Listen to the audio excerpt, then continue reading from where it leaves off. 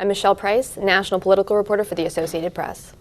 New Hampshire is kind of a different campaign stop for these candidates after Iowa. It's a slightly different message. It's a more independent-minded state. It's a state where the voters are not as evangelical. They're not quite as religiously conservative. It's a state where some of the candidates don't mention issues like abortion restrictions as often.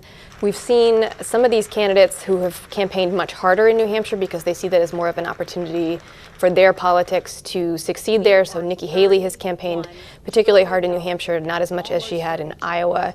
Donald Trump is campaigning the same way he has in every state where he does these large rallies. He also does these drop-in visits, sometimes unannounced, to diners and local businesses where he'll shake hands with people, maybe buy some food, give out hats, and just kind of, say hello to folks when he's not in these giant venues. So the candidates have been campaigning heavily in New Hampshire over 2023. That has dropped off a little bit as the campaign shifted to Iowa and they started spending all of their time in that state, but it is now moving in full focus to New Hampshire. New Hampshire has a tradition of town hall style meetings where voters expect to be able to ask questions of the candidates, and that's how these candidates have been campaigning there. Some of the candidates, not all of them, but some of them have been also running television ads, but they're very expensive there because you have to run your television ads from the Boston media market, which is a very expensive market.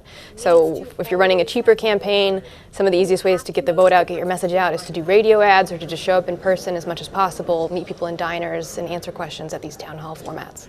The weather can be a real challenge for people when they're considering whether they're going to go out to vote. Sometimes people might tend to stay home if it's really bad weather, but these are New Hampshire voters who are also used to harsh winters, and the expectation is that most of them will still probably turn out.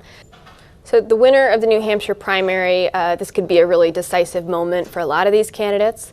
For former President Donald Trump, it could be a sign that he's really staved off these challengers and has reasserted his dominance in the party, that he could move on to these next coming contests in the other states.